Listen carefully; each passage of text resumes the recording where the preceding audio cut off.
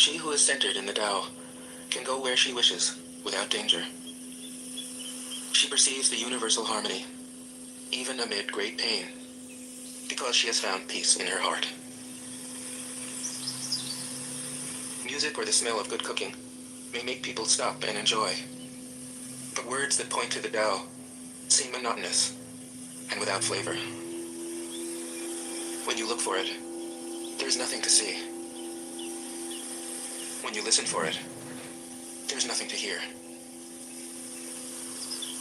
When you use it, it is inexhaustible. 36. If you want to shrink something, you must first allow it to expand. If you want to get rid of something, you must first allow it to flourish. If you want to take something, you must first allow it to be given. This is called the subtle perception of the way things are. The soft overcomes the hard. The slow overcomes the fast. Let your workings remain a mystery. This is called the subtle perception of the way things are. The soft overcomes the hard. The slow overcomes the fast. Let your workings remain a mystery. Just show people the results. 37. The Tao never does anything, yet through it all things are done. If powerful men and women could center themselves in it, the whole world would be transformed by itself in its natural rhythms. People would be content with their simple, everyday lives, in harmony and free of desire. When there is no desire, all things are at peace. 38. The Master doesn't try to be powerful. Thus, he is truly powerful. The ordinary man keeps reaching for power. Thus, he never has enough. The Master does nothing, yet he leaves nothing undone. The ordinary man is always doing things, yet many more are left to be done. The kind man does something, yet something remains undone. The just man does something, and leaves many things to be done. The moral man does something, and when no one responds, he rolls up his sleeves and uses force. When the Tao is lost, there is goodness. When goodness is lost, there is morality. When morality is lost, there is ritual. Ritual is the husk of true faith, the beginning of chaos. Therefore, the Master concerns himself with the depths and not the surface, with the fruit and not the flower. He has no will of his own. He dwells in reality and lets all illusions go. 39. In harmony with the Tao, the sky is clear and spacious. The earth is solid and full. All creatures flourish together, content with the way they are, endlessly repeating themselves, endlessly renewed. When man interferes with the Tao, the sky becomes filthy. The earth becomes depleted. The equilibrium crumbles. Creatures become extinct. The Master views the parts with compassion because he understands the whole. His constant practice is humility. He doesn't glitter like a jewel, but lets himself be shaped by the Tao, as rugged and common as a stone. 40. Return is the movement of the Tao. Yielding is the way of the Tao. All things are born of being. Being is born of non-being. 41. When a superior man hears of the Tao, he immediately begins to embody it. When an average man hears of the Tao, he half believes it, half doubts it. When a foolish man hears of the Tao, he laughs out loud. If he didn't laugh, it wouldn't be the Tao. Thus it is said, the path into the light seems dark. The path forward seems to go back. The direct path seems long. True power seems weak. 40.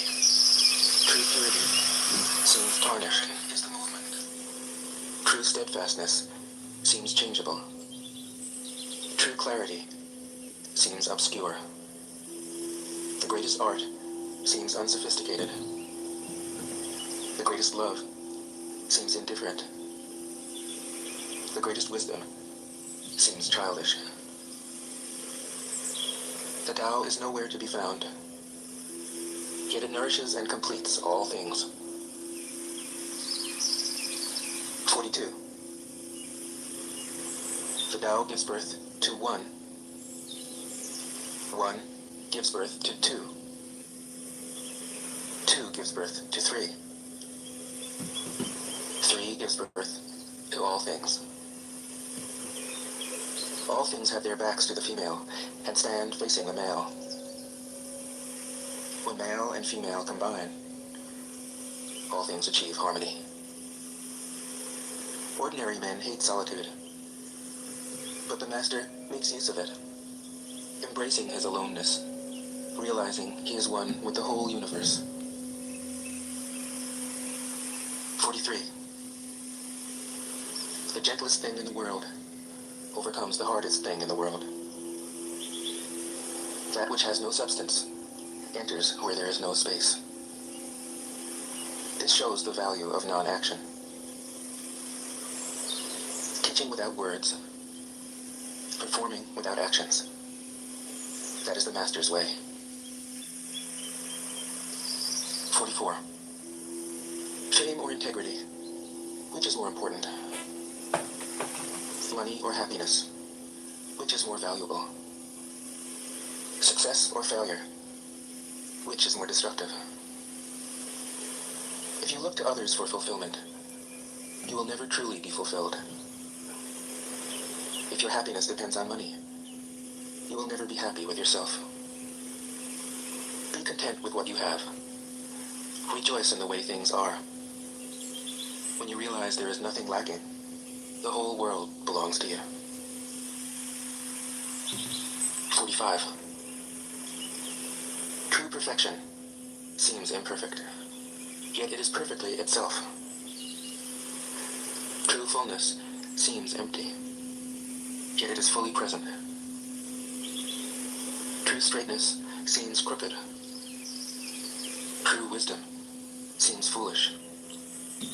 True art seems artless. The Master allows things to happen. She shapes events as they come. She steps out of the way and lets the Tao speak for itself. 46. When a country is in harmony with the Tao, the factories make trucks and tractors. When a country goes counter to the Tao, warheads are stockpiled outside the cities. There is no greater illusion than fear, no greater wrong than preparing to defend yourself, no greater misfortune than having an enemy. Whoever can see through all fear will always be safe. 47. Without opening your door, you can open your heart to the world. Without looking out your window, you can see the essence of the Tao. The more you know, the less you understand. The Master arrives without leaving, sees the light without looking, achieves without doing a thing. 48. In the pursuit of knowledge, every day something is added. In the practice of the Tao, every day something is dropped. Less and less do you need to force things, until finally you arrive at non-action. When nothing is done, nothing is left undone. True mastery can be gained by letting things go their own way. It can't be gained by interfering. 49. The master has no mind of her own. She works with the mind of the people. She is good to people who are good. She's also good to people who aren't good. This is true goodness. She trusts people who are trustworthy. She also trusts people who aren't trustworthy. This is true trust. The master's mind is like space. People don't understand her. They look to her and wait. She treats them like her own children. 50. The master gives himself up to whatever the moment brings. He knows that he is going to die, and he has nothing left to hold on to. No illusions in his mind. No resistances in his body. He doesn't think about his actions. They flow from the core of his being. He holds nothing back from life. Therefore, he is ready for death, as a man is ready for sleep after a good day's work. 51. Every being in the universe is an expression of the Tao. It springs into existence, unconscious, perfect, free, takes on a physical body, lets circumstances complete it. That is why every being spontaneously honors the Tao.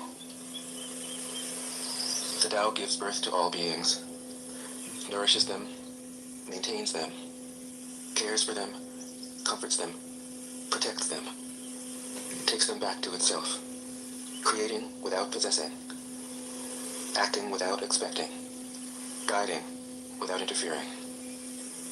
That is why love of the Tao is in the very nature of things. 52. In the beginning was the Tao. All things issue from it. All things return to it. To find the origin, trace back the manifestations. When you recognize the children and find the mother, you will be free of sorrow. If you close your mind in judgments and traffic with desires, your heart will be troubled. If you keep your mind from judging and aren't led by the senses, your heart will find peace. Seeing into darkness is clarity. Knowing how to yield is strength. Use your own light and return to the source of light. This is called practicing eternity. 53. The great way is easy, yet people prefer the side paths. Be aware when things are out of balance. Stay centered within the Tao. When rich speculators prosper, while farmers lose their land, when government officials spend money on weapons instead of cures, when the upper class is extravagant and irresponsible, while the poor have nowhere to turn, all this is robbery and chaos. It is not in keeping with the Tao. 54. Whoever is planted in the Tao will not be rooted up. Whoever embraces the Tao will not slip away. Her name will be held in honor from generation to generation.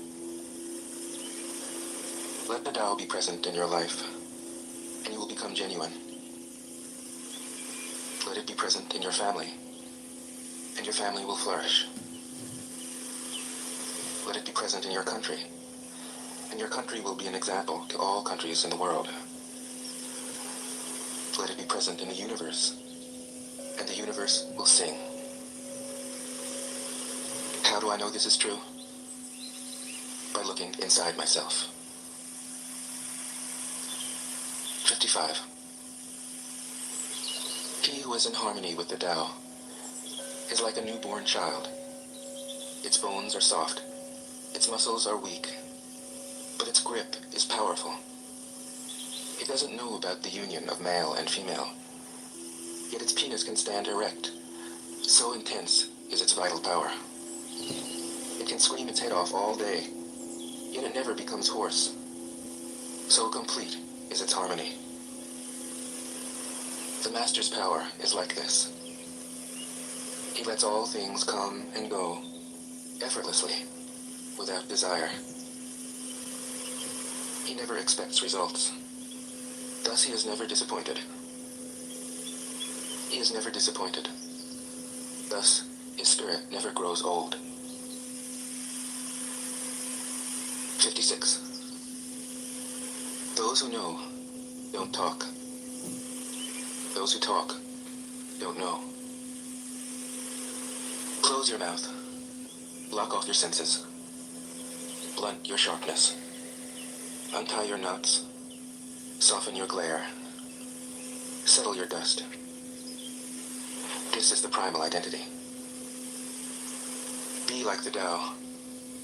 It can't be approached or withdrawn from, benefited or harmed, honored or brought into disgrace. It gives itself up continually.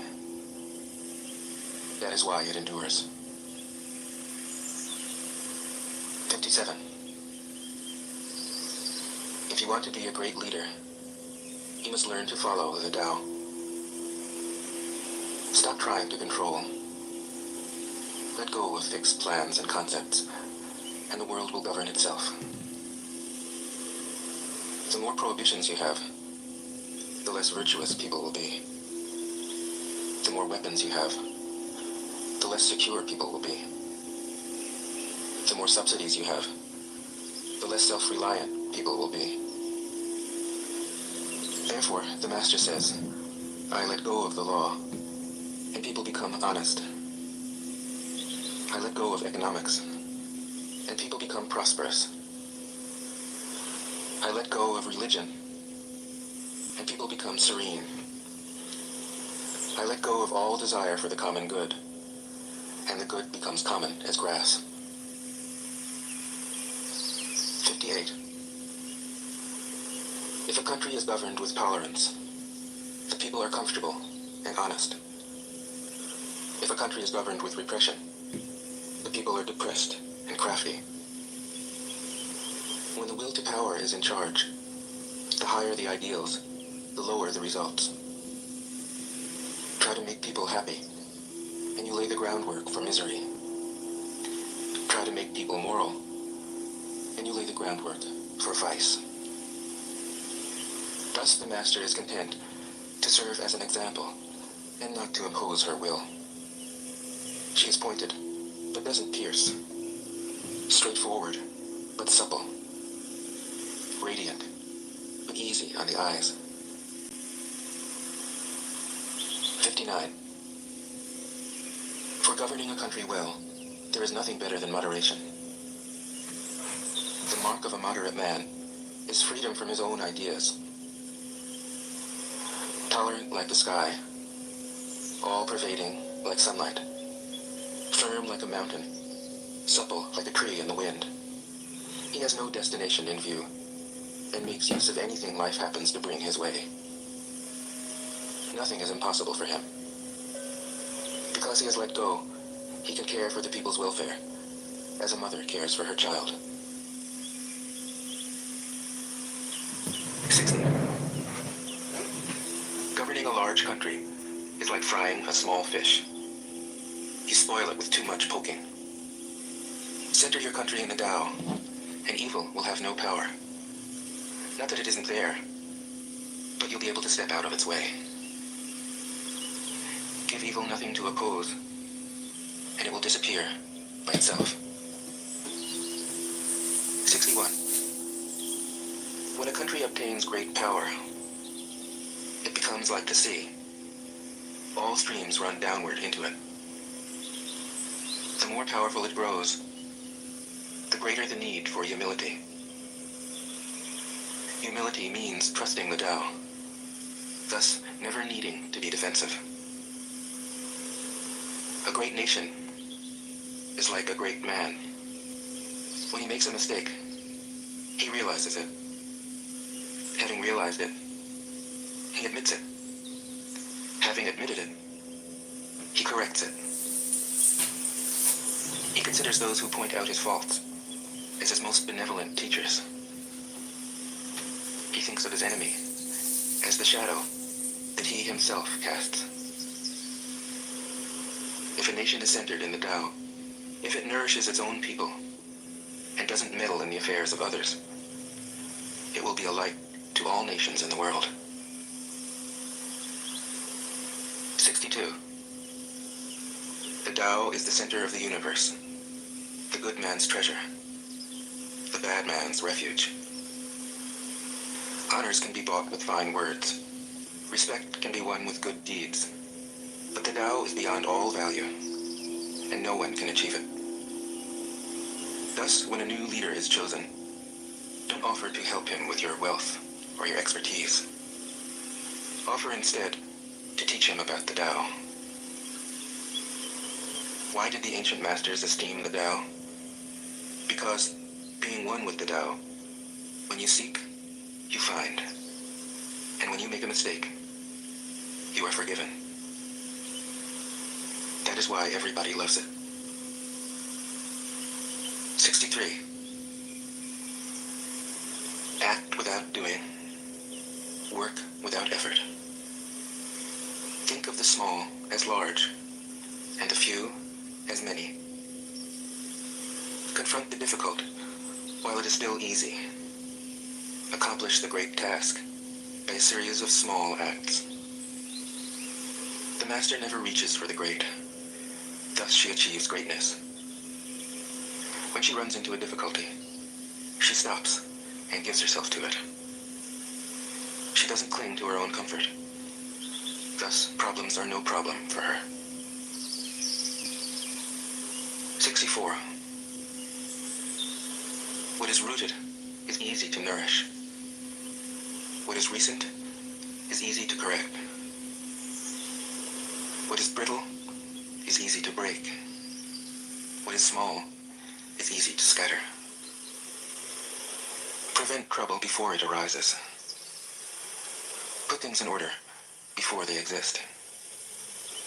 A giant pine tree grows from a tiny sprout. The journey of 1,000 miles starts from beneath your feet. Rushing into action, you fail. Trying to grasp things, you lose them. Forcing a project to completion, you ruin what was almost ripe. Therefore, the master takes action by letting things take their course. He remains as calm at the end as at the beginning. He has nothing, thus has nothing to lose. What he desires is non-desire. What he learns is to unlearn. He simply reminds people of who they have always been. He cares about nothing but the Tao. Thus, he can care for all things. 65. The ancient masters didn't try to educate the people, but kindly taught them to not know. When they think that they know the answers, people are difficult to guide. When they know that they don't know, people can find their own way. If you want to learn how to govern, avoid being clever or rich. The simplest pattern is the clearest. Content with an ordinary life, you can show all people the way back to their own true nature. 66. All streams flow to the sea because it is lower than they are. Humility gives it its power. If you want to govern the people, you must place yourself below them. If you want to lead the people, you must learn how to follow them. The master is above the people, and no one feels oppressed. She goes ahead of the people, and no one feels manipulated. The whole world is grateful to her. Because she competes with no one. No one can compete with her. 67. Some say that my teaching is nonsense. Others call it lofty, but impractical. But to those who have looked inside themselves, this nonsense makes perfect sense. And to those who put it into practice, this loftiness has roots that go deep. I have just 3 things to teach: simplicity, patience, compassion. These 3 are your greatest treasures. Simple in actions and in thoughts, you return to the source of being. Patient with both friends and enemies, you accord with the way things are. Compassionate toward yourself, you reconcile all beings in the world. 68. The best athlete wants his opponent at his best. The best general enters the mind of his enemy. The best businessman serves the communal good. The best leader follows the will of the people. All of them embody the virtue of non-competition. Not that they don't love to compete, but they do it in the spirit of play. In this, they are like children, and in harmony with the Tao. 69. The generals have a saying: rather than make the first move, it is better to wait and see. Rather than advance an inch, it is better to retreat a yard. This is called going forward without advancing, pushing back without using weapons. There's no greater misfortune than underestimating your enemy. Underestimating your enemy means thinking that he is evil. Thus, you destroy your 3 treasures and become an enemy yourself. When 2 great forces oppose each other, the victory will go to the one that knows how to yield. 70. My teachings are easy to understand and easy to put into practice. Yet your intellect will never grasp them, and if you try to practice them, you'll fail. My teachings are older than the world. How can you grasp their meaning? If you want to know me, look inside your heart. 71. Not knowing is true knowledge. Presuming to know is a disease.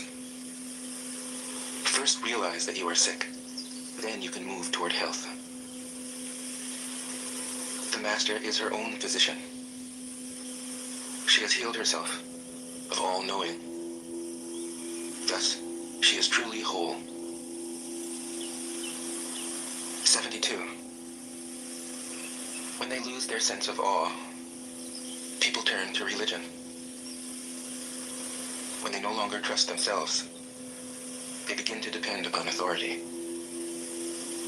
Therefore, the Master steps back so that people won't be confused. He teaches without a teaching, so that people will have nothing to learn. 73. The Tao is always at ease. It overcomes without competing, answers without speaking a word, arrives without being summoned, accomplishes without a plan. Its net covers the whole universe, and though its meshes are wide, it doesn't let a thing slip through. 74. If you realize that all things change, there is nothing you will try to hold on to. If you aren't afraid of dying, there's nothing you can't achieve. Trying to control the future is like trying to take the Master Carpenter's place. When you handle the Master Carpenter's tools, chances are that you'll cut your hand. 75. When taxes are too high, people go hungry. When the government is too intrusive, people lose their spirit. Act for the people's benefit. Trust them. Leave them alone. 76. Men are born soft and supple. Dead, they are stiff and hard. Plants are born tender and pliant. Dead, they are brittle and dry.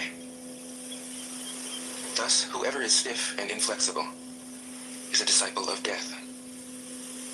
Whoever is soft and yielding is a disciple of life. The hard and stiff will be broken. The soft and supple will prevail. 77. As it acts in the world, the Tao is like the bending of a bow. The top is bent downward. The bottom is bent up. It adjusts excess and deficiency so that there is perfect balance. It takes from what is too much and gives to what isn't enough. Those who try to control, who use force to protect their power, go against the direction of the Tao. They take from those who don't have enough and give to those who have far too much. The master can keep giving because there is no end to her wealth. She acts without expectation, succeeds without taking credit, and doesn't think that she is better than anyone else. 78. Nothing in the world is as soft and yielding as water. Yet for dissolving the hard and inflexible, nothing can surpass it. The soft overcomes the hard. The gentle overcomes the rigid. Everyone knows this is true, but few can put it into practice. Therefore, the master remains serene in the midst of sorrow. Evil cannot enter his heart. Because he has given up helping, he is people's greatest help. True words seem paradoxical. 79. Failure is an opportunity. If you blame someone else, there's no end to the blame. Therefore, the master fulfills her own obligations and corrects her own mistakes. She does what she needs to do and demands nothing of others. 80. If a country is governed wisely, its inhabitants will be content. They enjoy the labor of their hands and don't waste time inventing labor-saving machines. Since they dearly love their homes, they aren't interested in travel. There may be a few wagons and boats, but these don't go anywhere. There may be an arsenal of weapons, but nobody ever uses them. People enjoy their food, take pleasure in being with their families, spend weekends working in their gardens, delight in the doings of the neighborhood.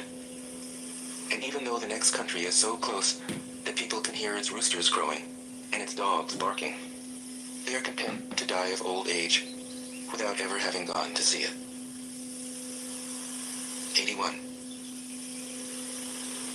True words aren't eloquent. Eloquent words aren't true. Wise men don't need to prove their point. Men who need to prove their point aren't wise. The master has no possessions. The more he does for others, the happier he is. The more he gives to others, the wealthier he is. The Tao nourishes by not forcing. By not dominating, the master leads.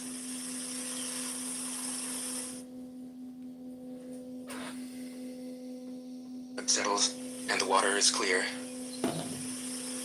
Can you remain unmoving till the right action arises by itself?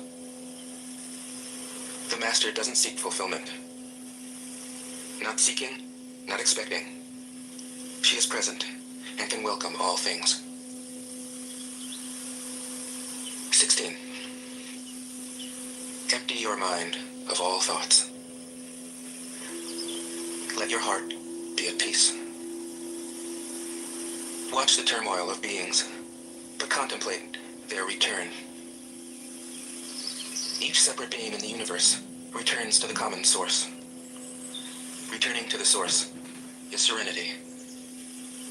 If you don't realize the source, you stumble in confusion and sorrow. When you realize where you come from, you naturally become tolerant, disinterested, amused, kind-hearted as a grandmother, dignified as a king.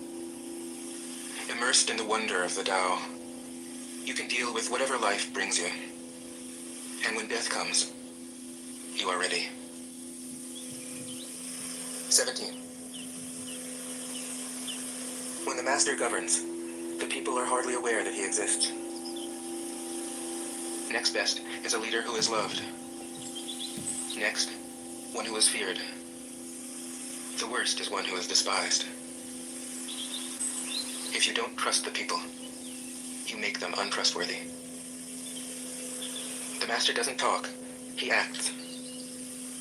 When his work is done, the people say, "Amazing, we did it, all by ourselves."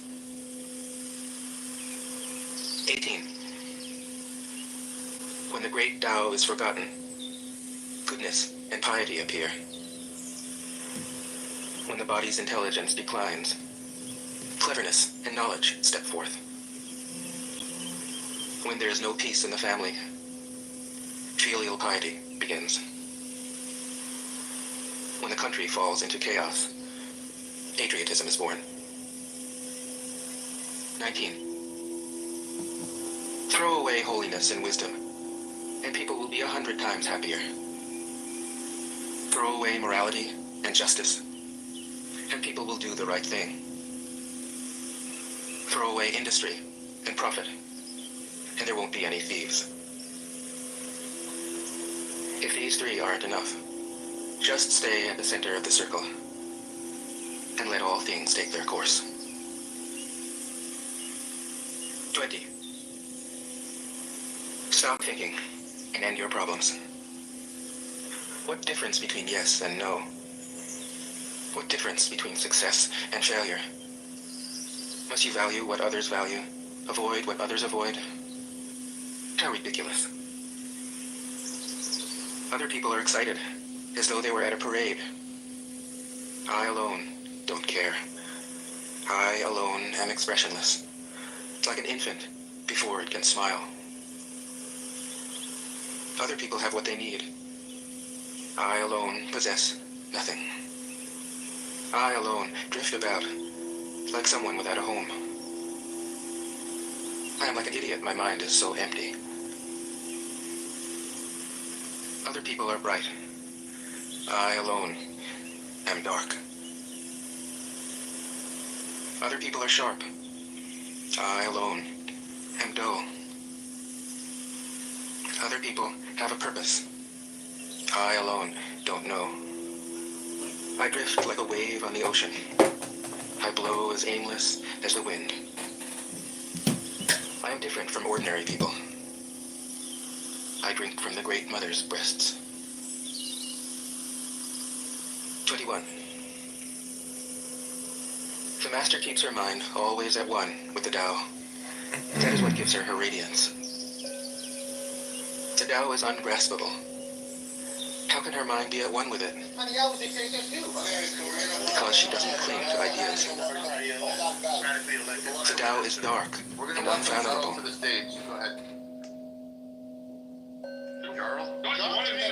I was just making fun of the fact that you called somebody else a dictator when you have a pretend king walking around your own country just firing half the government.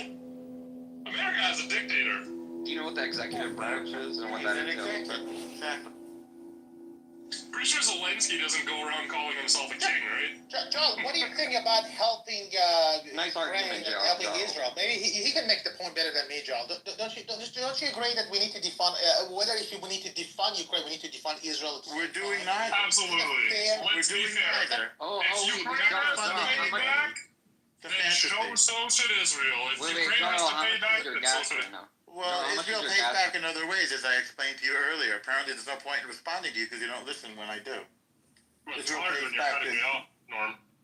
Well, you, It seems it's you- not you that listen hard to to everyone, listen. Mr. Green. In other words, when you're cut off, you can't hear. Maybe you should listen more and talk It less. seems that everyone shared the same experience with you moderating, Mr. Green. Not everyone, only assholes, Puria. Feel free to include yourself under that rubric. You barely let him finish there, and you cut him off. It's Okay, hilarious. so hold on. You know what? So, I'll Joel, nick you Joel, a Twitter hold with a on. big V for victory, Okay, victim on. guys, we're not going to do that, remember? So, Joel, you got the room. You have a minute. I just got here. I don't know what you guys want me to talk about. I just think it's absurd that you guys think that Ukraine should pay back their, like the money they received from America, and you think that they should have their funding cut. But for some reason, Wait, why the shouldn't other they pay it Jewish back? leader, you think that they should keep receiving funding, and you don't think they should pay it back. I'm just saying, let's be Okay, consistent. I think Israel should receive the perfect. funding, but. Then I understand why Norm was probably interrupting you because it seems like you're ignorant and you don't understand. He's Canadian. He's mad about Trump for like fucking up his. He's an idiot. I'm in Canada. You should be proud. You have nothing to lose if we become the 51st state, unless you're a liberal. But What am I wrong about? you just Please clarify where I'm wrong. Obviously, you probably like boys and girls bathrooms. That's probably the problem right there. We'll have the strongest fucking state in the United States if we become part of the state because of our natural resources, minerals, and what we can provide. Also with land mass, there's nothing to lose. Our money would be at par. It's only to gain. But that's another topic. We're not going to talk about Canada politics. But do you understand how Israel gives back to the United States? What does fucking Ukraine give back to the United States? Well, they're about to give us their natural resources. Shut the fuck up. I'm not talking to you, Al. I'm talking to Charles. Sure, so, well, Ukraine does trade with the United States out of, maybe it's a lesser amount than Israel, but Ukraine is also what keeps Russia out of Europe, and Europe trades with the United States. It's not about protecting Ukraine. It's about protecting Europe and democracy in the world. It's about preventing the world from being taken over by oligarchs. No problem. And interrupted again. I was so close to done. I think I had like Stop 2. whining. No, but I'm done, I guess. Yeah. There you go. I didn't interrupt, so we agree. Ukraine, we support Ukraine. There's no difference in our support for Ukraine, except Trump asked for the same deal that Ukraine offered Europe, which was to pay back the money that it was giving going forward. Which But Ukraine is not paying back the money, Al. I already shared a source with you earlier this morning debunking that claim. We'll have to look at the 65% are grants. 65% of the money provided by the European Union are grants. The other 35% are, I forget the word, but they're loans. They're loans. They're not forgiven. No, well, there's a word in front of that, which I'm forgetting, but it's a loan that can be pardoned. That most likely won't be paid back. No, it's gonna be paid back by the Concessional? frozen. It's gonna be paid back by the frozen Russian assets. That was the agreement. You're a fucking idiot. You think these economies are Hold gonna? on. Are you talking about the frozen Russian assets in Canada? No. No. So do you guys know what Trudeau said that he's giving $5 billion from frozen Russian assets that are in Canada, when Canada's only froze $140 million, but he's gonna give $5 billion.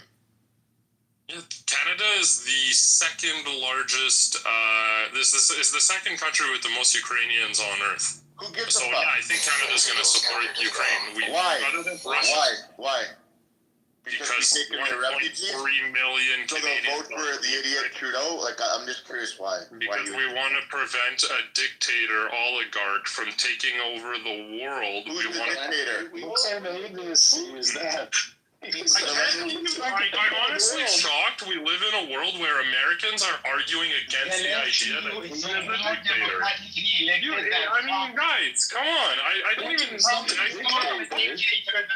as much as a dictator. He was bought for him by a millionaire. Unlike Zelensky, Zelensky was elected on a fair election, but Trump's election was bought for him by a billionaire. So I think Zelensky is a more legitimate leader, and according to the polls, he's more popular Yeah, than Trump. wait, Putin has an 85% like popularity rating, by the way. And this is according to non-Russian, Russia never had a this is a non-government body that says this, by the way. Non-Russian, pro-Russian. There is no non-government body in Russia. There is retard. There's organizations that are affiliated with the government that take polls. They're all linked to government. Oh yeah, they're all linked to the government. If they say anything, anything against Putin, they will be thrown out of the window. They will be thrown out of the window. Okay, so you reject it on the basis that you just disagree with the statistics, like the fact of the matter, or the empirical. It's not their made-up facts. They are your made-up facts. They're made up. Zelensky is more popular than Trump. Zelensky was more democratically elected than Trump. His election was not bought by a billionaire, unlike Trump. Are you joking? Trump's election was bought by a billionaire. Elon Musk spent $1 million a day. Elon Musk basically bought, it was like elections in South Lebanon. He started throwing money at people. No, you're crazy. You think that Trump bought his election? Yeah, he's following Trump now. Elon Musk bought it. Elon Musk bought it. Yeah, okay. You can't buy an election in the U.S. If he spread $1 million a day or not, it is. Now you're going on him. Now, Sano, now you're going on him. Elon Musk spent $1 million or not. Sano, let me say for a second. First of all, I It was not a donation. It was just giving money to people to support Trump. Sano, first of all, I think the Democrats actually I'm unmute, Sano. Sorry. The Democrats spent more in trying to fight Trump than Trump spent in responding. I don't think the idea that you can buy an election in the United States is true. It's absolutely true that Elon Musk donated a lot of money, but you can't buy an election. And Hillary Clinton and Kamala, I think. Yeah, Kamala spent billions. Yeah, and by the way, she wasted it. Now, on the subject of supporting Ukraine, the United States, I think, is unambiguous in its support of Ukraine. All Trump is doing, and I think it makes Europe stronger, actually, is encouraging Europe to stand up and contribute as much as it can and to defend itself as much as it can. That makes Europe a strong ally, and it provides additional defense against Russia, and it prevents that sort of U.S. is the ATM of the world sort of mentality that Zelensky seems to have come here with. So rather than just saying democracy, and letting people throw money at him, Trump is trying to make a deal. And I think it's a reasonable deal. And I think Zelensky, who campaigned for Kamala in Pennsylvania with Josh Shapiro, was taken aback a little bit. Trump also punishes disloyalty, and he's had to modify his stance on this. And he's sending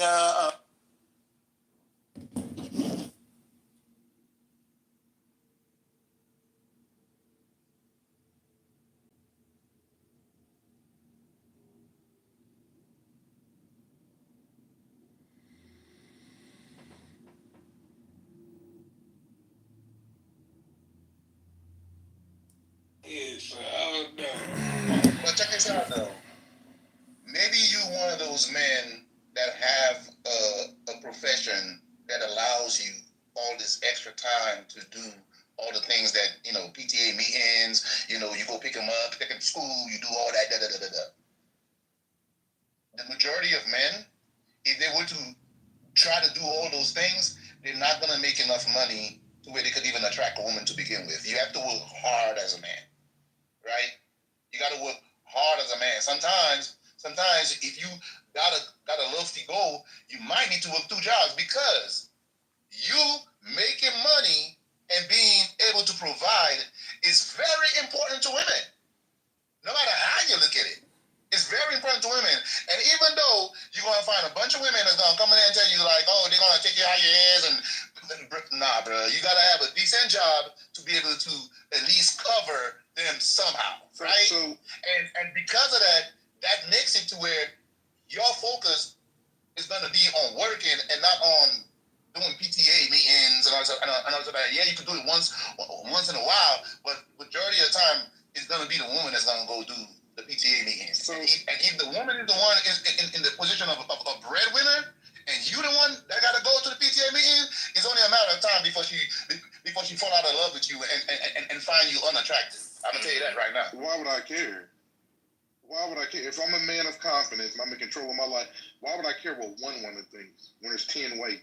Why would I care? Because you're not caring. Next one up. Next one up. Bro, you got to be in control. So here's what I'm going to say. And maybe we don't know that, so I'm going to go back, for those. Wealth in this country is determined by residual income. That's how wealth is determined. So just because you have time doesn't mean you don't have money. It's just you make your money residually. And what that means is sleep equity over sweat equity. I don't know. I think a lot of black people think, I got to sweat to get this money. No, you don't. Why don't you figure out a ways to sleep and still make the same amount of money? But, go. Let me tell you something. I went to a Dwayne Reed today, and every time I'm just going there for some water, smart water. But every time I go there, there is a line out the door for the pharmacy. So at some point in time, the person, you can try to time it. You could try to go early. You could try to go late. I've seen people try to go as soon as they open. It don't matter. They are intent on giving bad customer service. They don't staff appropriately, blah, blah, blah. The management is very clear. We don't give a fuck about y'all as customers. At some point, you can only just go to a different store. You can't keep trying different things. You can't see, I just got to wake up earlier. I just got to try a different time. Or I got to do this. I got to do that. At some point, it's just not going to work. You have to go to a different store. And unfortunately, when it comes to the black community, that's what I firmly believe. You could be confident. You could be on point. You could got today a work from home job that paid $500K and a clean criminal record. If you in the wrong jurisdiction that is anti-male, anti-father, or if you in an environment where women don't respect men, there is nothing you can do individually to change that shit. The only thing you can do is lead. So I changed it. Go ahead, Isaac. You want to go ahead, jump in there? Can y'all hear me? Yeah, we hear you just fine. All right. Why is the black community struggling with who's in charge? Funny y'all heard me say it, because there is no more black community. That has been gone for quite a while. Biggest example, there is no black community. Why are black kids murdered at the highest rate despite being the lowest amount of the population in terms of just a gross estimate? Yes, there are more black kids than Asian American kids and Native American kids. But you want to know who has an equal to a slightly bit above rated children? Latin Americans. Latin American kids actually die at a way less percent despite the domestic violence.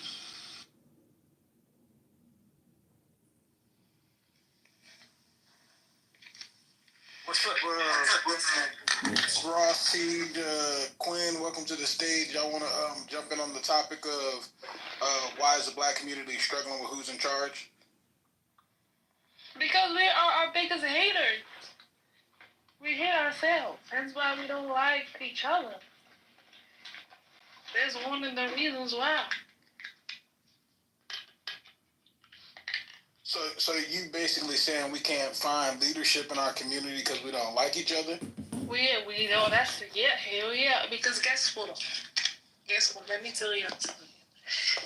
Outside of the white people, we cannot be deported back to our home country. So how do they ruin us?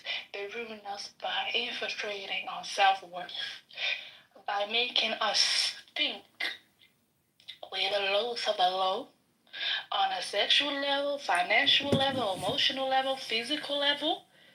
They hate on all of us. So what do some insecure coons do? They want to fit the white standard, hence why they hate the other black people. Am I lying? No. I don't think we go to. I don't think we on the same thing. Can I respond to that? I want to respond to that by saying this. Somehow, some way, we hate ourselves and we hate each other, right? But we keep having babies. Like apparently, we love ourselves enough to have a whole bunch of fucking children, right? See, this is what. Let me respond to you too. Let me respond to your stupid ass argument too. I'm not talking about individual people.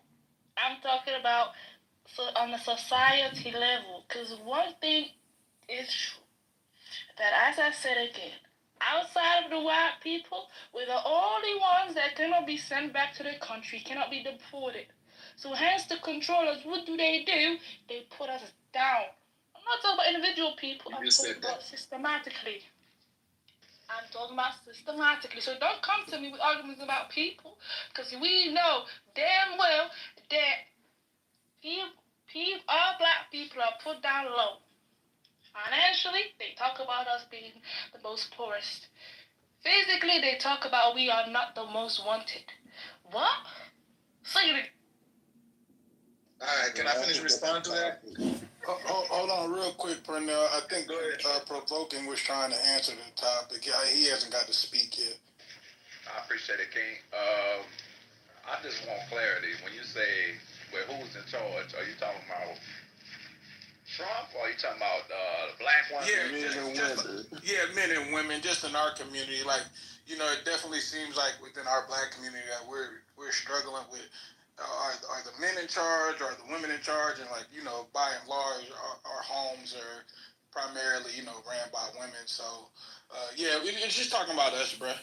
Gotcha. Yeah, I think it's obvious. I mean, I was just telling my brother, over the past 30-something years, women have been in charge, and that's a very unfortunate thing. We are dissatisfied with the outcome, but we are continually allowing women to ruin the community and rule the community. As soon as women must first take accountability. That's number one. When we have these talking points, we shouldn't be gaslighted. We shouldn't be getting fucked with mentally.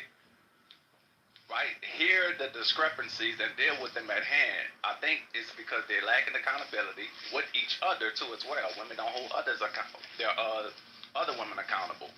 And when they start to do that, I think we can evolve as a community again. Can I respond to this anyone? Oh, you want to respond, JB? Yeah, I had a question to that. So, realistically, do you ever think in a million years women will ever reach the point of taking accountability? That's a good question, Jay. It's just me wishful thinking. That's just me wishful thinking, brother. JB, wait. JB, they got to, because why is it that we see in other communities, including other black diaspora communities, at some point, the mama says, listen, this is enough fuckery. We got to get this shit together. You're not going to sully the family name with this baby mama behaviors and this strong independent bullshit and this antichrist, whole philosophies. You got to get this shit together. The only way this community is going to survive, it don't matter how much we man up. Because again, I was in a room earlier and this woman was saying literally, y'all going to have to convince me to be a good woman. That at some point in the natural world, guess what happened to that woman? She starved to death and died. She got left in the Sahara Desert.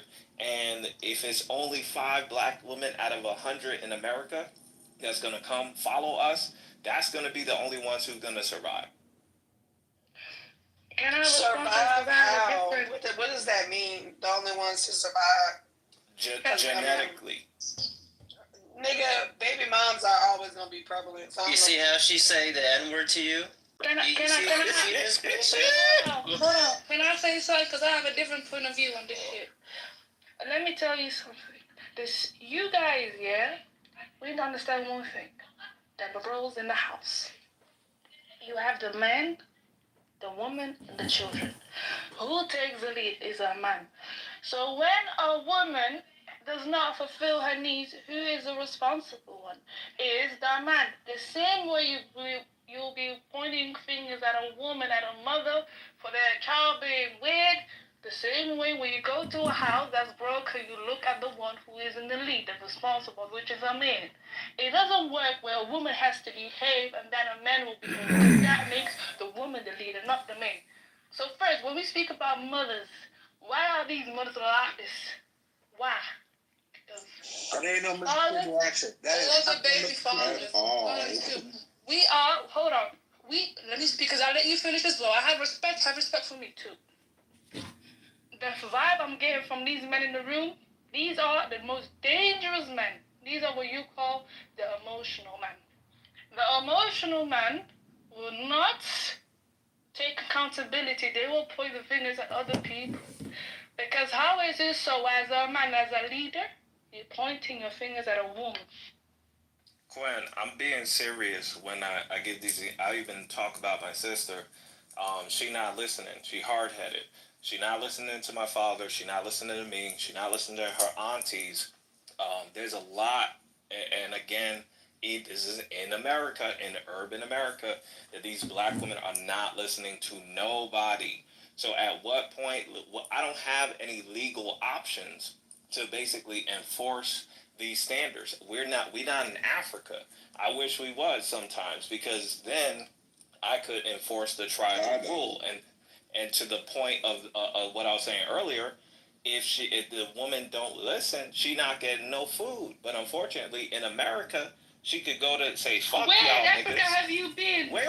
Money. They get money here for their bad decisions. Exactly. They'll say, That's fuck not you. true. I've Listen. been to Africa before. Wait. You just was telling them about the comb and you lose. You're not trying to hear it. See, in America, they could go straight down to the white daddy welfare office, tell that white woman, hey, I'm not trying to listen to no black man today, so you need to give me some cash, because these kids is hungry. That's what, and you telling us. Most black women not on government assistance, though. We just don't need you niggas. It's a. Trump's gonna cut that off soon. Trump's gonna cut that off soon. I don't agree with that too. We need each other, but let's not lie. Nerd, you have a white woman on your profile picture. You want to tell me about Africa? I know Africa very good, and Africa has house roles. They have a man. A man goes outside. How do you know Africa so Hold well? on, let me finish. In Africa, a man will go outside and hunt. He will fight for his village. Don't tell me about no man in America that will stay at home and be on TikTok and Clubhouse talking all day about women. That's not a man. So let's not compare Africans to African Americans, because that's a whole different dynamic and surroundings. Africa so well? I've been to Africa because I got money, nigga. I went to Africa. I'm African and she's. Let me finish, please, because how am I saying as a woman, let me finish, to emotional men? Let me tell y'all something. Don't be mad at me. Be mad at yourself, because I'm literally the one that's putting the mirror in front of you niggas. Listen. At the end of the day, you need to understand it's simple. The one that is responsible is the one to blame. The mother that is not being a good mother is because of a bad father. It has roots. Obviously, they play different parts as well. We need each other. I'm not saying we don't need y'all. We need each other. But let's go back to the core role. Hold on, let me finish. I have one point left, and then you can talk. A man that says, because when a woman does not listen, I need to cut her food and I need to tell her to shut the fuck up. I'm sorry, but a man is a man that knows how to deal with his emotion. As I said, emotional man is what is given in this room. Second of all, he knows how to talk and communicate in a proper way and a leader manner. Don't ever come to me and treat a woman like a dog. Because guess what? If you treat a woman like a dog, you're a dog yourself. Thank you. I'm gonna treat you as good as they So hold on. If my father's so bad, why? Wait. If my father's so bad, how come I'm making six figures? Like the inconsistencies this is is a wild. black man's talk. He's talking about. So Why do y'all up in y'all self when you're not criminals that are rich? JB, to answer your question, I'm African, and in 2025, most African men aren't going out to hunt. I've lived in Africa for 6 years. Most African men are not going out to hunt. In fact, majority of African men live in poverty. So, like, coming to America, I see that the men here make significantly more money than the men in Africa or the men in the Middle East on average, and they still get respect from their women. One thing that I've always wondered, coming back real quick, no, I'm not done. Real quick, one thing I always wondered, especially in America, is why do women sleep with men that they wouldn't make a sandwich for? Why would women sleep with men that they have no respect for? That question has never been answered to me by women in this country. Real quick, I'm almost done. Because if we're here talking about women's bodies and women's choices, how precious women's bodies are, it wouldn't make sense to give your body to a man that you have no respect for, that has no plan, that's no good, that's a felon, that's a deadbeat. But from what I've seen in this country, since I moved to this country, the bottom barrel men seem to be getting the women. Because I agree with women. There are men who ain't shit. 100% agree. There are men who ain't shit. There are men who won't be shit. But then what I've seen is those men don't need to change because they're still getting access to women. Right? So when we seen the struggling who's in charge, I agree with women. There's a lot of men who, when I listen to their plans as a man, I'm like, I could never let my daughter date or my son or my sister date and marry this man. But then those men don't lack women. If you go to Africa and you a felon, you're not getting a woman. If you go to Africa and you don't got a plan, you're not getting a woman. If you go to Africa, you're not financially stable, you're not getting a wife. But in this country, you could get as long as you're good looking, right? It don't matter if you don't have if you're not financially stable, if you in and out of jail. Matter of fact, it don't matter if you beat women or abuse children. Because what I saw with Charles Manson, this man committed one of the worst crimes known to man, killing an 8-month-old Sharon Tate and 8-month pregnant Sharon Tate, and then scribbling her blood on the wall. She got tens of thousands of love letters from American women until he died. So you could be the worst man in the community. It's still a woman. It's still a woman. Don't differentiate now. Don't differentiate now. Because don't differentiate now. I'm almost done, and then you can respond. I'm still white women are still women, and y'all follow their feminist movement and ruin the community. At the end of the day, you could be the worst men in the community in this country and still get access to women. So I'm listening to women complain, but I'm also seeing that the men that they're complaining about have women. So something is missing. Something don't make sense here. Reality is the same reason why those women are giving men, but it's the same reason why y'all fuck women you don't want to be with. It's really that simple, because they want to. I mean, it's really that simple. People do shit now. Do I think it's a good plan? No, I don't. It's not a good plan of action. You know what I'm saying? But it is what it is. People do what the fuck they want to do. Now, when it comes to the community by and large, like, the reason why we don't respect y'all is because y'all spend the majority of the time trying to compare y'allself to us instead of comparing y'allself to other men. Because y'all will stay saying, well, black women are the poorest. Well, you niggas are the poorest men. So please stop making it seem like y'all are like at the top and we're at the bottom when it comes to men and women. When it's black women compared to everybody else, we're at the bottom. And when it's black men compared to everybody else, you niggas are at the bottom. So please stop comparing yourselves to women when historically, across the board, every man in every race typically out-earns the women of their women counterparts. The white men out-earn the white women. The Asian men out-earn the Asian men. But black men are the only people who think it's a flex to say you out-earn your women. It's not a flex. You're just like everybody else. But when we compare you to everyone else, you are at the bottom. You're the least educated. You make the least money. You the least in every fucking category. Except maybe dick. That's probably the only way that y'all excel most of the time. And that's usually where the majority of y'all leadership starts and ends, is at your damn dick. So you notice how I was able to listen and not interrupt, and listen to comprehend and not interrupt. So I wish you would do the same thing. So, number one, you could be uneducated and still make more money than somebody else, because every woman in every race is more educated than the man of their race. I'm not done, love. White women are more educated than white men. Asian women are more educated than Asian men, and they still make less money than their men. You don't have to be a degree. All education does right now is mean you're in debt. which is what majority of women of all races are in America, in debt. So it doesn't signify that you're successful. It doesn't mean any of that. But if the fact that dick is the only reason why would women sleep with men that are uneducated and aren't worth listening to? Your body is not the same as a man. You're more likely to get an STD, pregnancy. You're more likely to pair bond with the wrong type of man. You guys keep trying to compare yourself to what men do. Oh, well, we do this because the men do it too. You guys aren't men. You guys are not men. So instead of focusing on, oh, you're trying to compare, nobody's comparing themselves to women. Sir, you said that y'all out-earn us. No, that's not what I said, love. That's not what I said, love. Love, I'm not done. I said, who's the poorest demographic? I'm almost done, love. What I said in the chat was, who's the poorest demographic in America? That's not a comparison. That was a question. At the end of the day, if that's the case, I 100% agree with you, Danielle. Love, I heard you, and I didn't interrupt you. I 100% agree with you.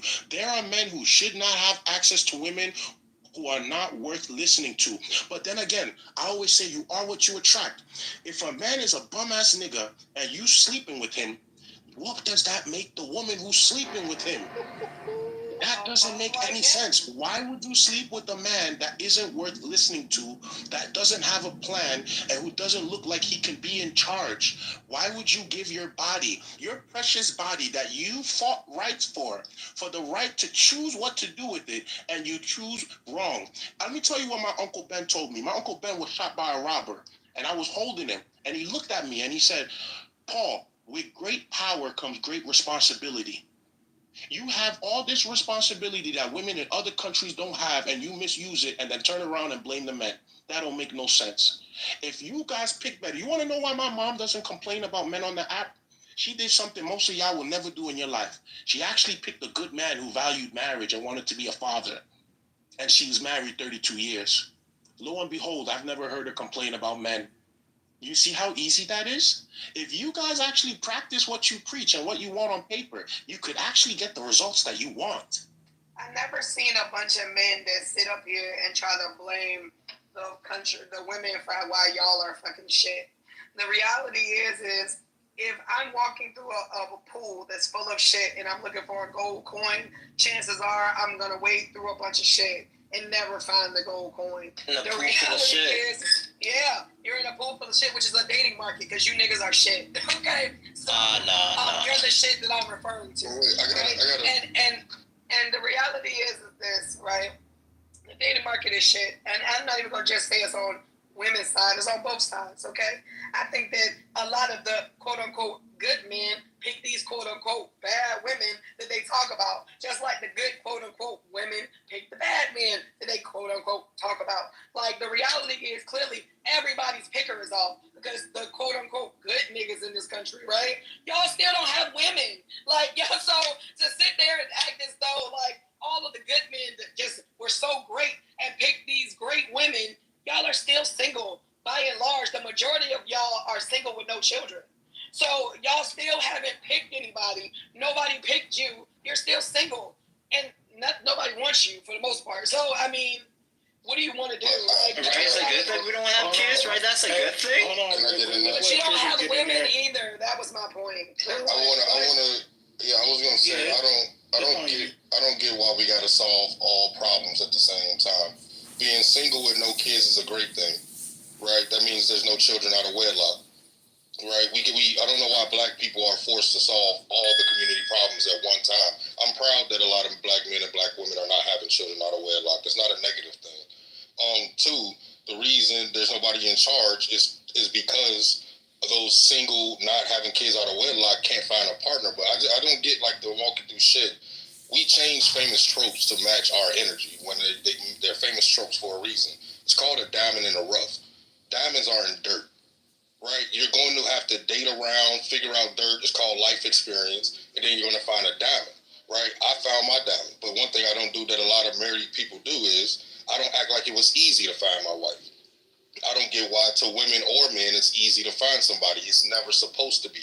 That's why you cherish the fuck out of the person that you do find, because you know how hard it was to find somebody genuine, right? So if we stop revising famous tropes and we start using the ones that our wise grandfathers and grandfathers, whether they were successful at it or not, they were wise, right? And I always say, just to land, there's a lot of people who can study business but don't have the opportunity to participate in making one. There's a lot of advice from our grandfathers and grandmothers, even though they didn't practice it right, they still learned the lesson and acknowledged that they did not practice it right. So I don't get. I'll just say that, and then I guess I'll just hear what y'all think of that. So I agree with you, Trigger, right? And you made a good point, right? It's difficult to find. So I don't know why. I mean, I understand life is life, right? And I would agree with you that having kids with somebody that you ain't married to ain't smart or beneficial, as we see in the long term, right? So what I'm gonna say is this: I don't know why it being what you said, right? I don't know why it's such a thing for people to say, well, you haven't found anybody, and to try to crucify people for not having what people know is difficult to find.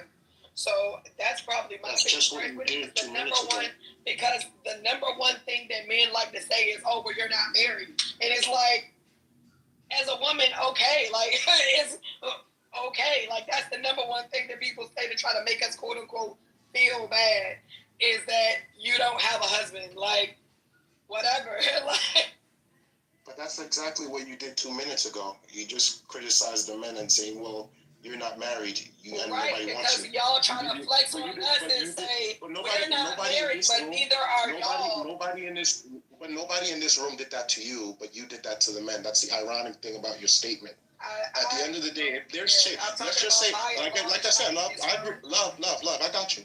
I agree with you. There's shit in the dating pool. You could be celibate. Why is it that that's never a solution? I agree with a lot of what the women say when they complain about the men. Wouldn't the answer be to be celibate until you find your person? Nobody will ever answer this question without coming up with an excuse. Why are women sleeping with men that they won't be obedient to, that they feel like are in charge? Because again, the bottom barrel men in the community, who I agree with the women, are bad. They're toxic. They're bad for the community. They make the community look bad. They're the loud minority that makes us look bad to every other race and group. They don't like women. So you got to pick a side. If the dating pool is bad, then you should just be celibate until you find your person, instead of just sleeping with people and saying, well, I don't believe he has a plan. I don't believe he's this. He ain't shit. He ain't that. But he still had access to the most important part of you, your womb. Because children come from that. That's your superpower. That's something that a man will never be able to do. The ability to produce children. So if the worst of the men are still being able to procreate with women, then we can't really say we're struggling to find out who's in charge. You did the ultimate form of submission that any woman could do to a man. You gave your body to him. So once you give your body to a man, you should already determine before you give your body to a man, is this man worth listening to? Is this man worth following? Does this man have a plan for me and our future children? If the answer is no, you shouldn't even be sleeping with him. But then every time I bring that up, it's always a back and forth. It's always oh, well, nobody wants you, da-da-da-da-da. I'm speaking on behalf of the conservative men that you guys say you want on paper, but you don't really want, because you want men to be liberal, but then you don't like liberal men because liberal men sleep around, and then liberal men are 50-50. This is the back and forth that you guys will always struggle with for the next 30, 40 years of your life, trying to figure out which type of man to follow. So you got to pick a side. So, Paul, here's the reality. And most women know this. The good guys and the bad guys, all of them want to sleep with you, and the majority of men will not agree to be in a relationship with you if you're not sleeping with them. I don't care if they're good, bad, or whatever. The vast majority of men will not seriously date you if you're not sleeping with them. I don't care what you say. You can say that shit, it sounds good, but in application, that's not the reality, okay? So when you say that, it does sound good, Paul, but in application, most women know if you're not having sex with men, they're not going to be with you. I don't care if it's a good man, a bad man, a man that has intention, a man that doesn't. The majority of them will not wait until marriage, bro. That's the reality. Hey, Danielle, if I can, real quick. Go ahead, bro. You go right at, you going to go right after him provoking. Okay, well, you can go ahead and rock out, Joe. So, if that's the case, if celibacy was to be put in play, and the right man did hold out for that, wouldn't that be something worth holding on to at that point then? Sure.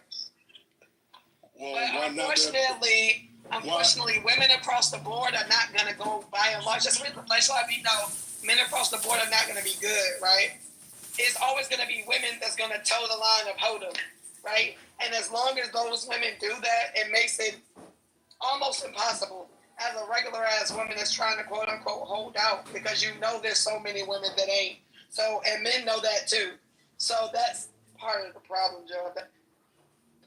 I mean, it makes perfect sense. So it just shows, like, on both sides, I can honestly say, and this is to Trigger's point about the diamond in the dirt thing. I think us, when it comes to dating and being in a relationship, overall, we've become extremely lazy.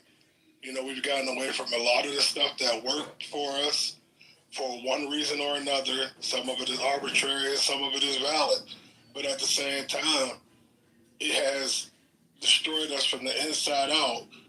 And, you know, we need to just get back to that shit. So what you done, Joe? Yeah, go ahead, bro. I appreciate it, King. So, ladies, that's and then yeah, it's kind of almost again gaslighting. I'm not accusing you of this, because I hear that same rhetoric from a lot of other women that men aren't gonna sleep with. They're not gonna be with you if you don't sleep with them. Let me tell you what men value. Men value women who will make them wait and rather not sleep with them, put their foot down and say, I'm not gonna sit up there and have sex with you. I will wait till we are married. We will respect that, because we know one thing, that you're gonna sit up there and make me wait. You're most likely not hoeing around. You're most likely not opening your legs to the next thing that smile at you and tell you everything is all good and sweet shit that you want to hear. We know that you literally took back your morals. That's what we value. So when we sit up there and say things like, hey, men is not going to stay with us unless we sleep with them, that's a lie. I know a lot of men would sit up there and be like, man, she made me wait. She ain't out here giving it up. That's the first thing gonna hit that man's mind. And if she's dead ass serious, we gonna wait. A woman told me one time, she said, yes, I ain't find a man. I said, y'all give up the pussy too quick. It's that simple. You give it up too quick. But you expect a man to sit up there and marry you after you sleep with him. No statistic shows that he loses his interest after you done gave it up to him. Most likely he gonna dodge your ass. So provoking. That doesn't make sense to me. Yeah, it's a lot. Men who, it's the phrase like, why, I would never buy a car with a trap or something like that, right? So how is that truth? Like, now she loses value because she gives it up, but you tell her if she really loves you, she would. So I don't know. I think it all depends on the type of man it is. Some men don't mind if you fuck before marriage or fuck before or whatever, but I don't know. And then it's the same thing like with women withhold themselves. It's like, okay, you hit it or whatever, so I'm gonna just go get it from somebody else until you're ready. So it's just like, what are women supposed to do? Right? If she withhold it, you're gonna still get it from somewhere else, and if she gives it up, you're gonna deem her value as less than. So and not only that, but if I'm being honest, a lot of men don't want to hear that I'm trying to be celibate shit if she already got a kid. They don't be wanting to hear that shit. So I hear you.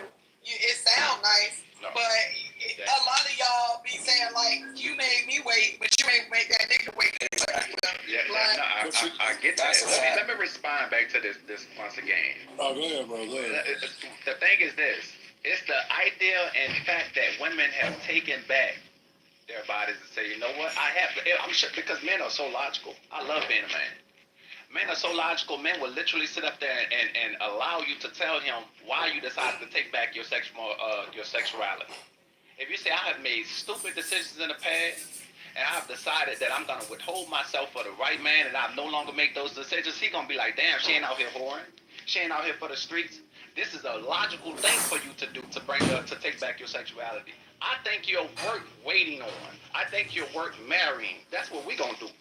because we see the value in you. Now, if a boy who want to sit up there and play and have sex around, sex with you right away, fuck about he ain't gonna respect all that shit. That shit gonna go one end out the other, and he gonna fuck you and leave you high and dry. It's that simple.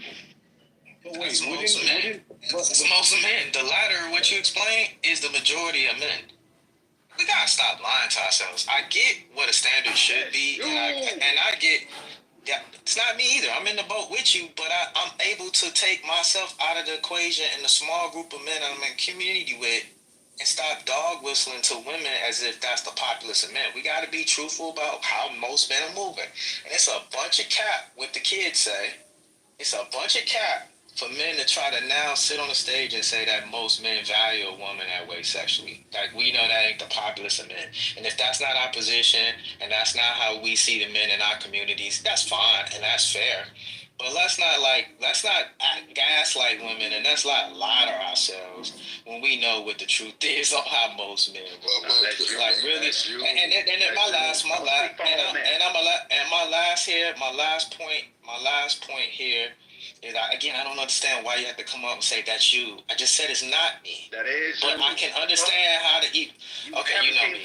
I'm gonna keep my point. I'm gonna keep finishing my point. Yeah, reclaim your time. Because we're committed to not listening. Somebody who doesn't know me gonna tell me who I am, and I'm trying to make a point about how the consensus of how most men move. But at the end of the day, I just wanted to refute another point that I heard, as if men are logical. We gotta stop lying to ourselves on that one too. We're not logical. I don't know why we keep having to lie to ourselves. We don't move with logic. In populace, as a group, logic doesn't tell you to go sell drugs. Logic doesn't tell you to don't educate yourself, but we still do it. Logic doesn't tell you that you're gonna have this rap career, but we still do it. Like, what are you talking about, Black?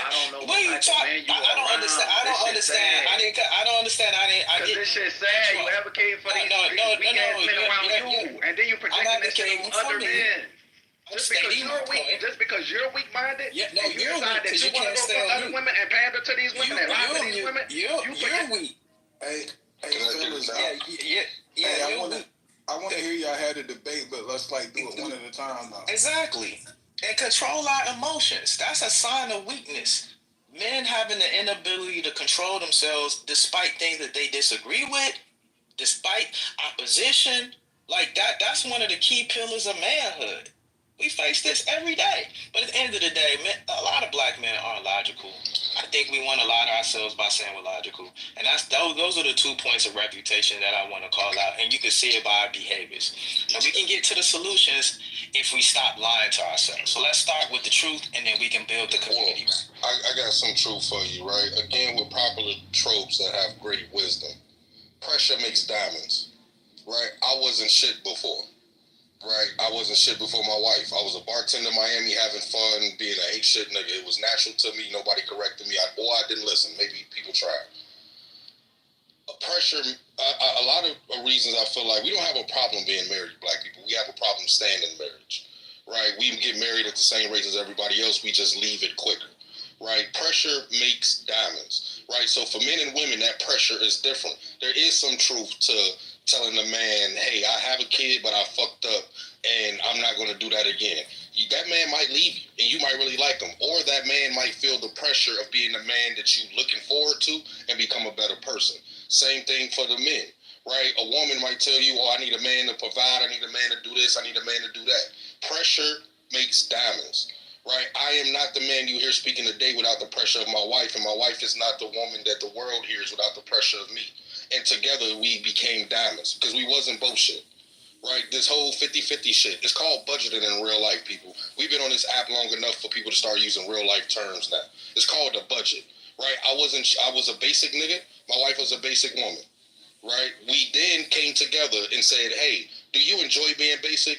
No. Well, do I enjoy being basic? No. Well, can we come together and do some non-basic shit? And was it easy? No. I'm not. That's the one part that I'm going to emphasize. It's not easy. But that's the whole point of pressure. When you want to work out, right? You put pressure on your muscles and your body to get the body you want. When you want to look good, or for anything, right? That you have to add pressure to everything to get what you want. I don't understand why black people are so emotional towards each other, man or woman, about pressure. When that's the whole reason that you become the diamond you wish to be. Well, even in our land here, even if you don't in a relationship, men, we get pressure from men we look up to become better than them. Your father, right? Be better than me, right? He puts that pressure on you. Be more educated than me. Get more money. Be a better man. Women, right? Women get pressure from their mothers or society. Be a better woman. Be educated. Get more money. Pressure has made you the person that you brag about today. But why when black men and black women come together, all of a sudden pressure is illogical, don't make sense, and I don't want to struggle through that? Yeah, Trigger, thank you for that. I wanted to draw one thing though. You know, when you meet someone or when a woman meets a man, do you think that there's a point, like a period of time, that the woman does not have to disclose something so that you can get to know her? Not a long period of time, or vice versa for the man? Can you repeat that question? I'm sorry. Well, so what I'm trying to say is, like, do you think it's valid or good for a couple, one of the couple, to wait a little bit before disclosing some of the more negative aspects of their life or relationship so that they can get to know, like a seesaw, right? Get to know the positives about the person before disclosing some of the negatives. It depends on what the negatives are, Daryl. What's that? I said it depends on what the negatives are, Daryl. Yeah, I think men and women got to be honest though. Like, I think we got to be honest with the opposite sex when dating about our flaws, just so we give people the option of saying, I think I could deal with this, or I don't think I could deal with this. I think it's too much vagueness, and then expecting someone to take us as we are when we're not even being honest. So, like, when the conversation comes up, like, I have no problem with the woman telling me she's celibate, right? That if you honest about why you celibate, then that shouldn't be a problem for most men. I think where it becomes a problem when there's deceptiveness with it. And I think men should be honest with women with a lot of their political views. A lot of men are more conservative than women. I think it does women a disservice. And we saw it there in 2020, 2016. A lot of wives divorced their husbands because they didn't really realize their husbands voted for Trump.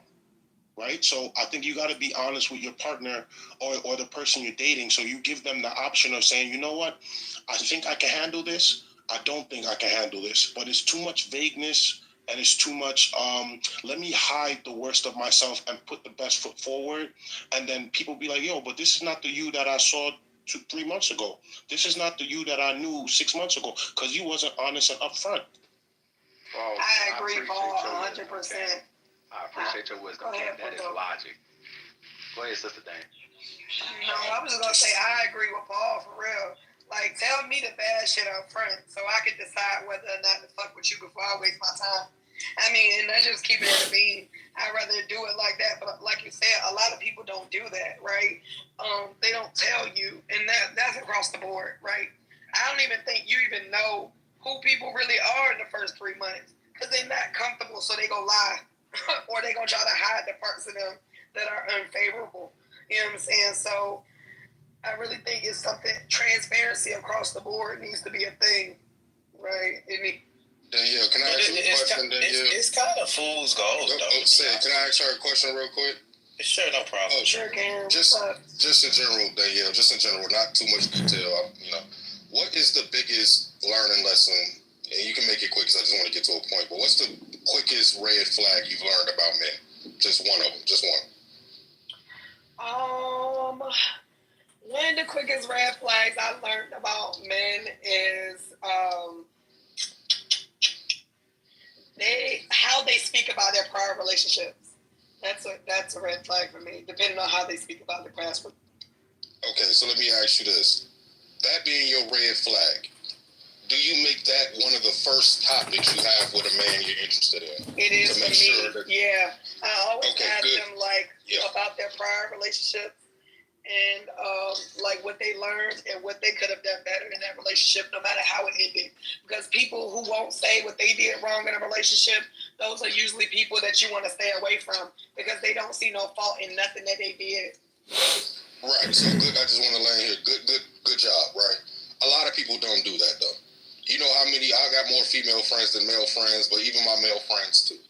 They have these red flags that they know exist and that they personally have a problem with because your red flags ain't somebody else's. And every time I ask them, how does you keep coming up with these red flags? Man, it's too quick and I just met her. I don't want to get to this point. Wait, do you want to be married at the age you want to be married at, or do you want to play around with it? Because if you want to get married in the next 5 years, you shouldn't give a fuck what somebody feel about that line of questioning. Oh, it's too early. It's too early means not for you in my language. Right? I learned that very quickly. Hey, shorty, you know what I'm saying? Hey, man, what's your credit score? Because I had an ex who kind of fucked my credit up. Oh, no, that's too early. So you willing to have a conversation about sucking my dick, but I can't know you. You know what, sis? I'm still a gentleman. I'm going to pay for the meal. Enjoy yourself. I'll walk off. You can yell and all that shit. It's much quieter when my car door closed and I'm driving off. I can't even hear you yelling no more, but I've already made a mental decision. I'm not playing around no more.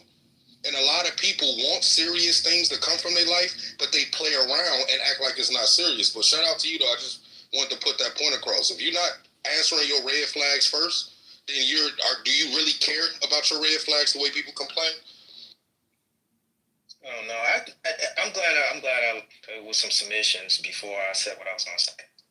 I think we're in an over-exhaustive state of people sharing too much information out and coming to the table, especially black men, trauma dumping, and got all these questions and got all this yibbity-yap, but no real actions, no real intent. Everybody's a therapist, a psychoanalyst. Everybody's got mental health, and I got to communicate my trauma. I got to run my 10-step plan. Niggas don't even have no communication skills. Coming to the table with that level of aggression, I think a lot of black men should just take some sales classes. This shit is not a job interview. Y'all going on a date, oh, what's my red flag? I gotta ask you a question about your red flag. Yo, how can I be a gentleman? How can I be in active service? Like, yo, yeah, is the things that are important, do they need to come out and there's proper timing with it? But I think we just in a place where men are just so emotionally fragile. And we're in the conversations now where everything is about me, I, and we're not in the service business. That's what this relationship thing is supposed to be about anyway. It's about service. Service to our women, service to our family, service to our children, service to our community. What a relationship is built on. And so, I don't know. It seems like more of this is just entitlement. Women got to show up a certain way, and women got to love us a certain way. And I think black men, we're going to have to go back to the table, not only how we see manhood, but also how we see leadership. Question, bro. Are you in hospitality at all, Sid? Have you ever worked in hospitality? Yeah, absolutely. So everything you just said about service was wrong. The first thing you do when you go to a table is figure out exactly who the person you is serving so you can best make that table happy. And you go to another table, you do the same thing. You don't ask the same table the same questions, right? So in a service, if you understand that, hey, I'm good at these things and not good at those things, you have to then tailor your whole service around what you're good at by putting yourself first and then asking qualifying questions to make sure you serve that specific table correctly. So how can you have worked in hospitality and talk about service and your whole rhetoric goes against service? No, thank you for proving my point. I think we're in agreement. You exactly proved my point. The whole point is about service. It's not about me. It's about service. That wasn't my question, brother. That wasn't my question, though. Thank you for highlighting my point, and I'm glad to see that we're in agreement because that was exactly my point about service. You didn't answer my question. It's not about me. It's not about me as a server. It's not about the people that are sitting at the table having to identify with me. It's not about what are my red flags and what are my skill sets. I'm here to serve. So absolutely, hospitality was a great example. Absolutely. Thank you for helping and supporting me in my cause and in my talking point. Are you the man that you're projecting? You just disagree with everything I said. I'm trying to He quite literally understand. disagree with everything I said. How can men be better communicators if they're not being honest with women? Like okay. Oh yeah. I can kiss your ass. I can serve you. But then if I'm not being honest about myself, then I'm doing a disservice to that woman in the future. I'm just leading her on without being honest. Oh, take the 6 months you need to find out about myself. Why not just be honest from the jump? It's one thing I agree with you. Men should be better communicators. But what does that entail? Does that not also entail being honest? What is your definition of honesty? Sir, let him finish, please. Thank you. Does that not include being honest with women? If a woman asks, "Are you dating other people? Do you have a kid that you don't know about?" Like, I think being a better communicator will also mean being honest with yourself. Because how can you find the right woman? I'm speaking on men. How can you find the right woman if you just want to just serve, but you're not honest with her about yourself? That doesn't make any sense to me. I think if you want to be a better communicator, that also involves being honest to women about where you are in life, where you see yourself, where you are currently in terms of who you dating, who you seeing, who you sleeping with. Because if a woman asks me all those questions, I have no problem being honest, because at the end of the day, that means that she has the option to decide, hey, I might stick it out with this guy, or this guy's not serious. Because if we're listening to what women are saying, they're saying that men are not being honest with who they're sleeping with. Men are not being honest about the kids they got. Men are not being honest about where they are financially. So you can't promote being better communicators when men are not even being honest. I think you do have to be honest. It's not just serving the woman. You have to be honest about where you are. So you give women the choice. We are in America, after all. We give women the choice to decide, I want to be with you or not. But that's what I was saying, Paul. Go ahead, If a woman, Danielle, has had a man lie about having his kids, her first question should be, do you have kids? And if he says no, which men lie, women lie, you know what I'm saying, everybody lies, then if it's really something you dealt with, you're going to be indirectly double checking on these things. Hypervigilant. If I tell you, oh yeah, now you the only girl I'm dating. I only date one girl at a time. If you believe me at face value, you have no life experience. Because there's nobody who has life experience and are successful at this game we call life who doesn't go back and double check their work. Trust but verify. Trust but verify. Yeah. That's what I'm saying. Like, bro, I've been on this bitch for a minute, bro. All this clubhouse rhetoric from shit you don't get, every man on here gets pussy. I know y'all lying. And I know niggas in here who know me in here know that we lying, because we done talked to y'all niggas for 3 years. We know you struggling out here. Tell the truth on the internet, and maybe a woman could help you, or maybe another man can help you. But stop acting like you just out here Mr. Player, and you got it all under control, when the moment you hit leave quietly and log off this app, you go into a state of confusion. I don't know no man who's ever succeeded in life faking like they're not confused. You're going to lose out on mentors. You're going to lose out on women. You're going to lose out on good friends, all that. Because eventually, if you talk long enough, we'll hear the truth. Am I wrong? Well, yeah, that's real. There's some dimensions here, though. I mean, we all know that in our community, we've been told to be strong, right? To be perfect, to carry the weight of the world. But often in our relationships, that's the kind of pressure that, it's a heavy burden. So I'm thinking, vulnerability and weakness is actually strength. So one of the things we've been talking about is building trust. We've all been hurt. We all had our trust broken. But do we know how precious that is? Sharing these parts of ourselves, sometimes parts that we're not so proud of, that's how we build that genuine connection. But, and this is the key, it's a process. We don't need to dump our whole life story on the first date. We can ease into it, right? Then there's that vulnerability. For us as Black folks, especially showing vulnerability, it feels like we're exposing ourselves. But think about it. If you can't be real with your partner, who can you be real with? It's about finding that safe space, that person who sees you, all your flaws and all, and still loves you over that.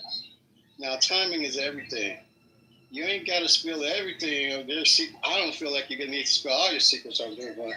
But if it's something that's going to affect the relationship, be upfront. And if you got past trauma, if you're dealing with mental health issues, those conversations got to happen. But find the right time, the right place. And most importantly, make sure you feel safe about it. But let's be real, self-esteem plays a huge role. If you're constantly down on yourself, it's going to be harder to share those negative feelings.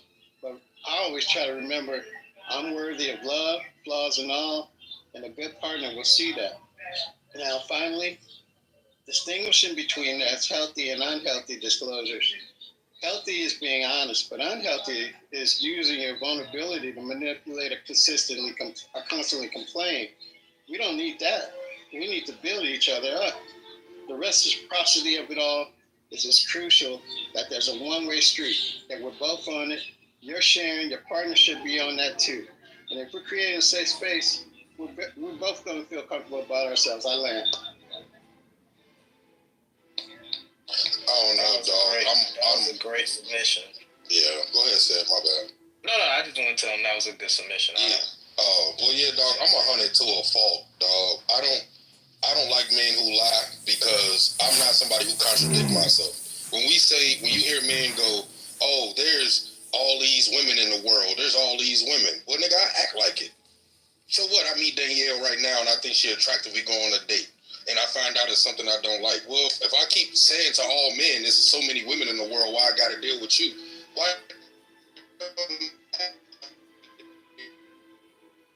She in the Matrix? Trigger, you in the Matrix. You in the Matrix, buddy.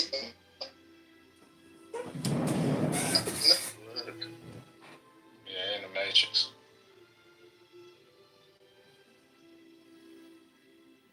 Well, you say somebody was in the Matrix? Yeah, Trigger. Yeah.